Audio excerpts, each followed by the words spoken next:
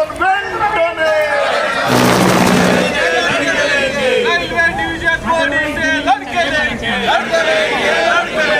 Railway division body से लड़के लेंगे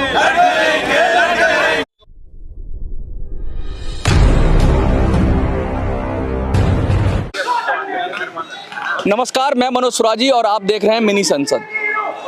एक दक्षिण से, मैं कहूँगा तेलंगाना से लोग चलकर आए सैकड़ों की संख्या में जंतर मंतर पर और लगातार आते रहे। पिछली बार भी ये आए थे, वही डिमांड थी, बड़ी जायज़ और लीगल डिमांड है इनकी। ये कह रहे हैं कि लोकल लोगों की ज़मीन पर, लोकल लोगों की जगह पर, लोकल लोगों के इलाके में अगर कोई चीज़ बन रही है तो क्यों नहीं लोकल लोगों की हिस्सेदारी होती उसमें, क्यों नहीं उनको उनका हक और अधिकार मिलता, क्यों नहीं उनको उसकी जो जॉब्स हैं, जॉब्स क्रिएशन है, उसमें उनका अधिकार मिलता, और क्यों प्राइवेटाइजेशन किया जा रहा है। भारत राष्ट्र समिति लगातार ये कोशिश कर रही है कि लोकल लोगों की आवाज़ बने, तेलंगाना की आवाज़ बने, और आज जंतर मंतर पर सैकड़ों की संख्या में आप देख रहे हैं मेरे पीछे ये लोग खड़े हुए हैं और अपनी डिमांड कर रहे हैं। सर, आपका नाम क्या है और आप पहले कब आए थे और अब क्यों आना पड़ा आपको? मेरा नाम रमेश है। हम लोग तेलंगाना से आया इधर। इसके पहले 1 साल के पहले भी आके इधर जंतर मंतर के धरना किया। उसके बाद में उधर कोच फैक्ट्री बन गया। कोच फैक्ट्री अभी 2-3 महीने में चलने को तैयार है। वो मोदी साहब आके वो ओपनिंग करता। क्या बोले तो जब बोला कोच फैक्ट्री बोले तो इधर भी 3 कोच फैक्ट्री दिया, रायबरेली, चेन्नई, कपूरथला। मांग पूरा हुआ इसका मतलब?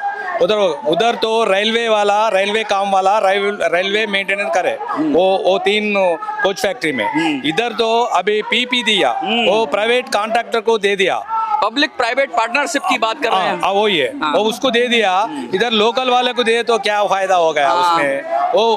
वो फैक्ट्री बनाया, वो उसका पीवी नरसिम्हा राव के जैसे में जब वो पंजाब गया ना, वो उधर का इधर लेके गया। अच्छा, तो नरसिम्हा राव के टाइम का है वो? टाइम का हुआ। हाँ, अभी दिया। हाँ। मगर वो क्या किसको दिया? कॉन्ट्रैक्ट को दे दिया। वो कॉन्ट्रैक्ट बेच दिया, प्राइवेट वाला को बेच दिया। हाँ। उसमें जमीन दे दिया। हम लोग पूरा जमीन खरीद दे के, उधर जमीन वाला भी है उसमें। जगह आपका, जमीन आपका, लेकिन नौकरी और हिस्सेदारी आपकी नहीं है। उसके लिए वो यही बात में इधर आ गया। इधर जंतर मंतर में आके पिछली बार जब आए थे तो कुछ उससे कुछ सुधार हुआ था? आपका प्रोटेस्ट किया था?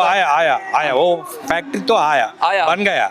मगर बन गए के बाद में ऐसा वो प्राइवेट वाले को दे दिया। उसके लिए हमारा डिमांड क्या बोले तो वो रेलवे मेंटेनेंस करना। हाँ। वो चेन्नई में क्या रहेगा। हाँ। वो रायबरेली में कैसा है। हाँ। वो कपूरथला में कैसा है, ऐसा वो ये काजपेट। अच्छा, जैसा और जगह पे है वैसा ही चलना चाहिए। ऐसे ही चलना, वो ये मेन डिमांड। और एक डिमांड है मेरा, काजपेट जंक्शन है, वो निजाम का रेलवे स्टेशन है। वो निजाम का टाइम है, रेलवे स्टेशन है काजपेट जंक्शन करके। अभी उसको डिवीजन बनना। अच्छा, उसको डिवीजन बनना, बड़ा करना, डिवीजन बनना। रेलवे डिवीजन बना है तो उधर ऑफिसर वाला आगा था, उधर भी वो अभी कार्ड लाइन में चल रहा। अच्छा, ऐसा नहीं, अभी वो स्टेशन को पूरा वो अंडरग्राउंड कर दिया। वो उसको नाम नहीं है अभी, कुछ भी नहीं है। काम तो चल रहा, मगर उसका काजपेट डिवीजन के ये दोने के बाद में इधर आके अभी। लेकिन मैं आपका जो मेमोरेंडम देख रहा हूँ या प्रेस रिलीज देख रहा हूँ, उसके अंदर तो लगभग 13 डिमांड्स हैं आपकी। तो और क्या डिमांड्स है वो भी बता दीजिए। और रेलवे आस्पत्रि है, उसको बड़ा करना। लोकल वाले को ये देना। अभी वो बोड़ागुट्टा, वो एक विलेज रहता, वो 4,000 कुटुंबा ऐसा रहता, उसको फुटओवर ब्रिज देना। वो ट्रायंगल प्लेटफॉर्म करना। ITI अप्रेंटिस वाले को ये कोच फैक्ट्री में लेना। लेकिन लेते ही नहीं आजकल। लेते नहीं, वो प्राइवेट वाले कहते हैं कि हमने ट्रेन किया तो कहाँ जाएगा, नौकरी कहाँ मिलेगा। वो ये रेलवे स्टेडियम की भी बात स्टेडियम के पास में हाँ। वो स्ट्रीट वेंडर्स है, हाँ। उसको वो जमाना से वो बहुत उधर- पहले से है। बहुत पहले से है। अच्छा। उसको भी ये वो उधर वो रेलवे का भी दे रहे ना वो लेकिन प्राइवेट उनका भी वाले ख्याल दे रहे रखना ना। है। हाँ, उनका भी शॉपिंग कॉम्प्लेक्स ऐसा बन के देना हो। ऑटो रिक्शा स्टैंड की भी बात हो रही है। और rickshaw auto rickshaw railway station में रहता, अच्छा। उसको पैसा लेके वो फाइन बना रहे। अच्छा अच्छा, वसूली चल रहा है। वसूली चल रहा है, वो नहीं चलना। अच्छा अच्छा, फातिमा ब्रिज की जब बात कर रहे हैं तो वो क्या है? वो फातिमा नगर में हाँ। वरंगल से फातिमा से वो हाँ। डायरेक्ट दिल्ली के आता गाड़ी अच्छा, लो। अच्छा, अच्छा, वो अच्छा। उधर एक ट्रायंगली प्लेटफॉर्म करना। अच्छा, ट्रेन सर्विसेज ओरिजिनेटिंग फ्रॉम काजीपट, ये मतलब आप वहाँ से एक ब्रिज वो बनाएंगे, बड़ा स्टेशन बनाएंगे, वही। तो वहाँ से ट्रेन चलाने की बात कर रहे हैं। इसके साथ साथ आप हायर बजटरी सपोर्ट भी मांग रहे हैं। चलिए, वो तो चाहिए ही चाहिए होगा, लेकिन आज कितनी आबादी है जो इससे प्रभावित होगी? लगभग कितने लोग हैं आसपास के एरिया में? यहाँ नहीं, वहाँ पर जिनको फायदा होगा अगर आपकी बातें मान ली जाती हैं। लाखों आदमी है, लाखों आदमी हैं। यूथ का अच्छा, पढ़ने वैसे वाले तो सेंट्रल का ही काम है, लेकिन हाँ। क्या स्टेट गवर्नमेंट से भी कुछ हो सकता है? स्टेट गवर्नमेंट सेंट्रल गवर्नमेंट को जमीन दे बोले तो दे दिया, खरीद लेके। अच्छा, वो एक्वायर कर लिया। एक्वायर करके दे दिया फैक्ट्री को। कहीं को दिया, हाँ। लोकल वाले को जॉब्स मिलता बोल के दे दिया। अगर तेलुगु కాజీపేటలో railway division Kazipet railway junction division గా మార్చాలనేది ఏకైక ఇక్కడికి వచ్చింది ఒకటి. దానిలో ముఖ్యంగా కాజీపేటలో కోచ్ ఫ్యాక్టరీ నిర్మించిండ్రు. దాంట్లో స్థానికులకు భూ నిర్వాసితులకు ఉద్యోగాలు కల్పించాలనే మెయిన్ డిమాండ్. ఈ రెండు డిమాండ్లు ముఖ్యమైనవి. ఇంకా మిగతాయి కొన్ని ఉన్నాయి, వాటితో ఇవి మొదలైపోయినాక దాని తర్వాత నెక్స్ట్ వాటిని ఒకటి మీద ఒకటి అవుతుంది. కాబట్టి మా ముఖ్యమైన డిమాండ్లు రెండు. ఒకటి డివిజను కోచ్ ఫ్యాక్టరీలో ప్రైవేటు వాళ్ళకు కాకుండా రైల్వే మెయింటెనెన్స్ చేసుకుంటూ రైల్వే ఆధ్వర్యంలో జరగాలి. ఎంప్లాయ్మెంట్ రిక్రూట్మెంట్ సుత రైల్వే ఆధ్వర్యంలో జరిగి స్థానికులకు భూ నిర్వాసితులకు ఉద్యోగాలు ఇవ్వాలని చెప్పాలి. జై తెలంగాణ. देखिए, ये सीधे तेलंगाना से आए हुए लोग हैं और लगातार पिछली बार भी आए थे और ये प्रोटेस्ट कर ही रहे हैं, जंतर मंतर पर कह रहे हैं कि जो प्राइवेटाइजेशन हो रहा है रेलवे के अंदर उसको रोका जाए और जो रेलवे की जमीन पर जो कुछ भी बन रहा है, कोच फैक्ट्री की बात कर रहे हैं, अन्य बातें कर रहे हैं, उसको उसमें भी जो लोकल लोग हैं उनको रिजर्वेशन दिया जाए। इसके साथ साथ ये कह रहे हैं कि कैसे वहाँ के जो लोकल लोग हैं जो जुड़े हुए हैं, उनके काम को कोई हानि नहीं होनी चाहिए और उनको भी उनका जब डेवलपमेंट में कहता है सबका साथ सबका विकास होना चाहिए।